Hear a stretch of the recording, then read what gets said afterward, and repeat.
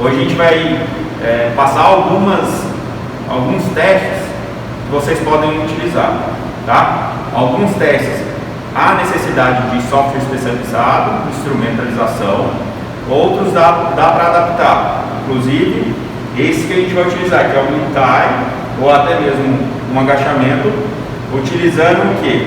Uma balança, tá, que necessita de uma célula de carga, ou mesmo uma balança comum que a gente pode utilizar a câmera, num formato de câmera lenta, para mensurar qual que foi a força máxima alcançada, tá? Então a gente vai experimentar esses dois testes aqui para verificar a força de corpo inteiro, que é o mid-tie pull, que é a variação da segunda puxada, né, do power clean. Então o que posiciona mid significa meio, tá? E tie é coxa, mas não necessariamente é no meio da coxa. Pega lá para mim, por favor, disso. Porque como o teste varia da segunda puxada do mid-tie, o posicionamento é esse: o joelho sempre flexionado, peito para cima, coluna reta, e daí vai empurrar a perna e puxar o mais forte possível, tá? Sem solavancos, mas de maneira constante, o máximo conseguir, o mais rápido e forte, tá? E a gente vai experimentar isso agora, tá? Primeiro o mid-tie, depois a gente vai fazer o do agachamento. O Vitor vai posicionar bem no meio da célula de carga, chega um pouco mais para frente, abre um pouco mais a perna. Daí a gente já mensurou aqui, pode colocar força para cima com um pouquinho de tensão, só uma pouco. Coluna reta, joelho sempre flexionado. Isso você pode utilizar também um goniômetro para ter essa mesma postura. Não é inclinado, é mais para cima, tá bem? Isso. E daí aqui, ó, aqui tem uma função nesse sensor, chama hold, que o que? Na hora que ele fizer a força máxima, ele vai travar na força máxima, tá? E daí o seguinte, a gente precisa dar um comando, tá? De empurrar a plataforma contra o chão e puxar o mais rápido e forte e ter um estímulo verbal, tá? Aí, no meu vídeo para cima, meu comando, 3, 2, 1, puxa, vai! Vamos! Aí, pode descansar, pode soltar e sair. Isso. Aí aproxima aqui, ele fez nesse teste aqui 123 quilos. Esse é a força pico, tá? A força máxima alcançada nesse teste. A outra forma de mensurar a força pico, às vezes você não tem um sensor que mensura a força pico, né? Onde vai congelar no valor máximo alcançado, é utilizar uma balança que não tem. Mas como que você vai utilizar essa balança? Você vai filmar o teste em câmera lenta e depois você vai observar qual foi o máximo, né, de força alcançada. Isso tem validação, tá? Então eu vou filmar aqui enquanto a gente vai ter o outro lado aqui. Olha lá, 3. Vamos lá, prepara a pegada para mim. Pegada. Tá, isso.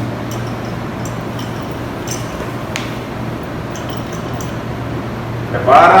3, 2, 1, vai! Forte. Mais forte. Aí, parou. Pode soltar. Perceberam, né? O Vitor fez um solavanco no primeiro movimento ali. E esse movimento ele tem que ser evitado. Então sempre gera uma tensão inicial. Falei para vocês que tem um sensor que vai ter o pico, né, máximo. E quando eu utilizo a câmera lenta filmando lá o sensor, você pode ver lá que é muito próximo, lá o 123.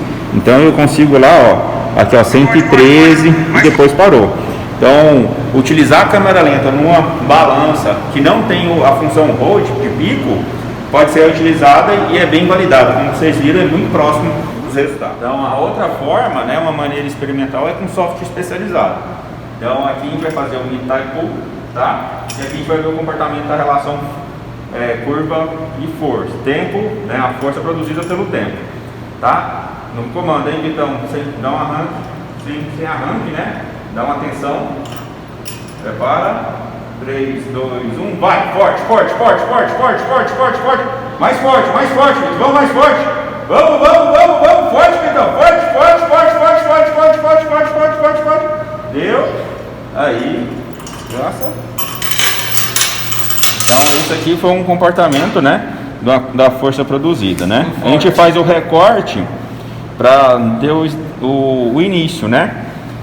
Aqui é um caso que ele não está adaptado ao exercício, então ele fica oscilando, então não tem uma estabilização da força, então ele fica oscilando, tá? Porque ele não está familiarizado com o teste.